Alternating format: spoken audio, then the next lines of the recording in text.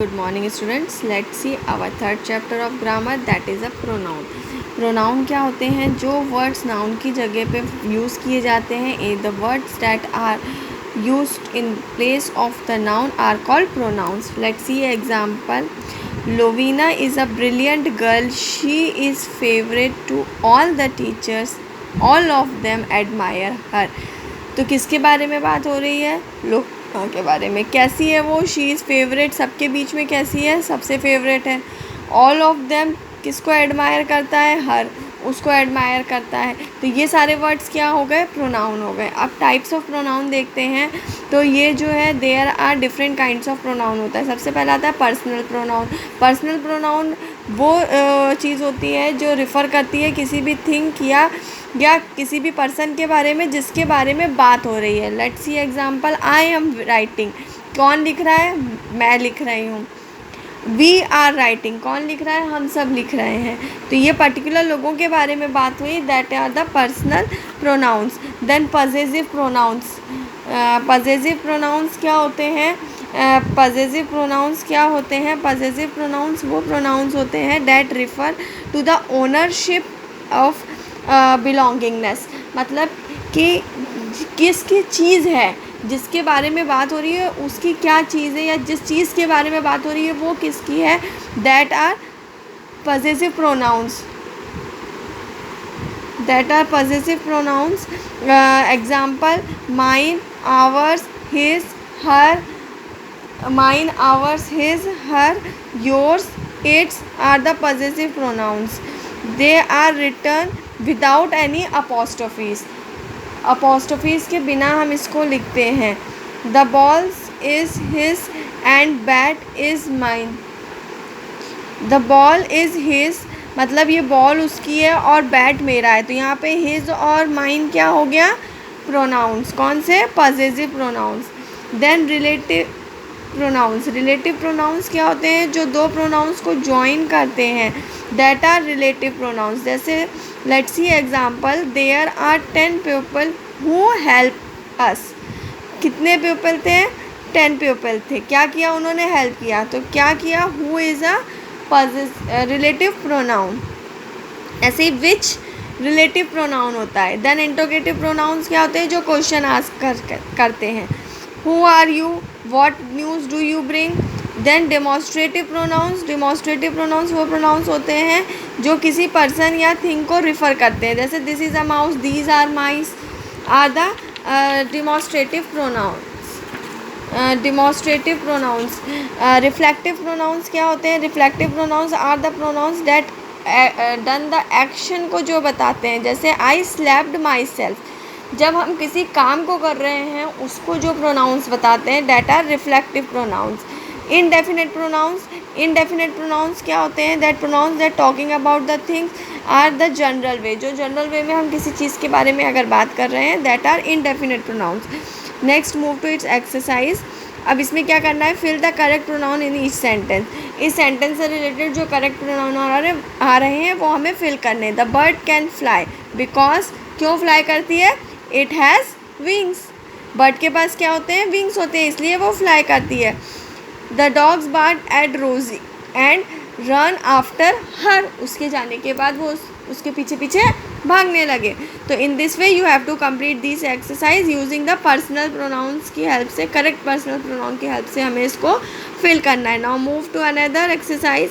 Fill the correct possessive pronouns. Correct possessive pronouns का help से इनको हमें फिल करना है. Mine are yellow. What are your या योर्स क्या आएगा?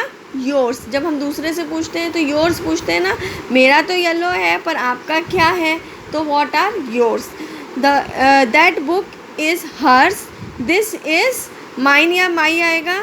माइन आएगा. क्यों? क्योंकि हम जब दूसरे की बुक के बारे में बता रहे हैं तो जब हम अपनी चीज़ को पॉजिटिवनेस से कौन सा प्रोनाउन यूज़ करते हैं? Mine. In this way you have to complete this exercise. Now move to C question. Fill in the blanks using relative और interrogative pronouns का यूज़ करके हमें ये वाले एक्सरसाइज डन करनी है. Let's see first example.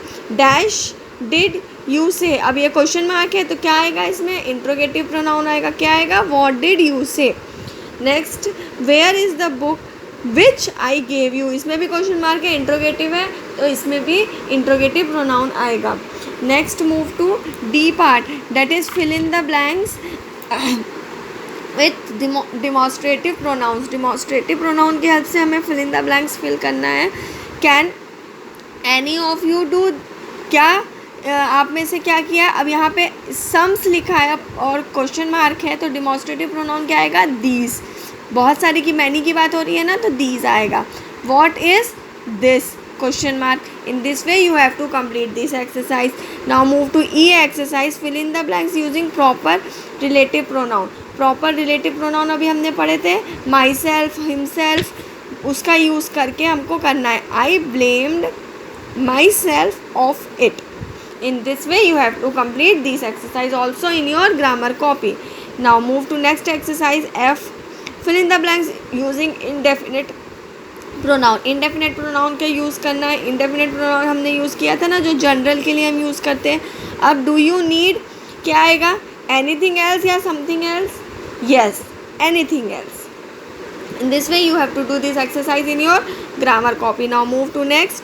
You have to complete these exercise by your own in your grammar copy. हमको इसमें proper suitable pronouns को जितने भी अभी हमने पढ़े उनका यूज़ करके इसका पैरा complete करना है. Now move to next.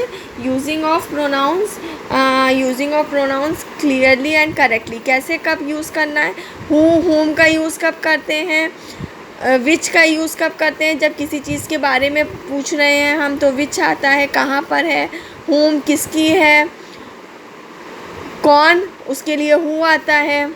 देखो who is use nominative case, whom is use objective case और whose is use for possessive case. ऐसे ही हुज नॉन लिविंग थिंग के लिए भी यूज़ करते हैं. रिलेटिव प्रोनाउंस में जो होता है जब हम लिखते हैं तो हम कैसे लिखते हैं, I meet an old man yesterday who had a long beard, या yesterday I meet a old man who had a long beard.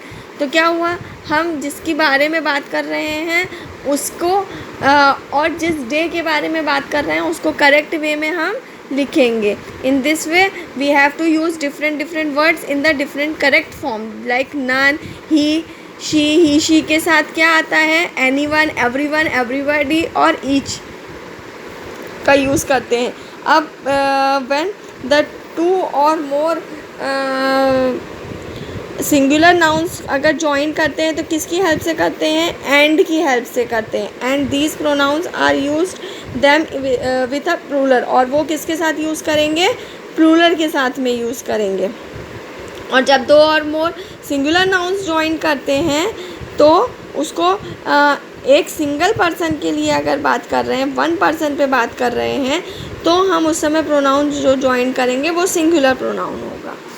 As और विच का यूज़ भी हम इसी तरीके से देखते हैं. एज के साथ में सच, सेम, इसका यूज़ किया जाता है. आइदर और नाइदर के साथ में आइदर और नाइदर, नॉर का यूज़ होता है.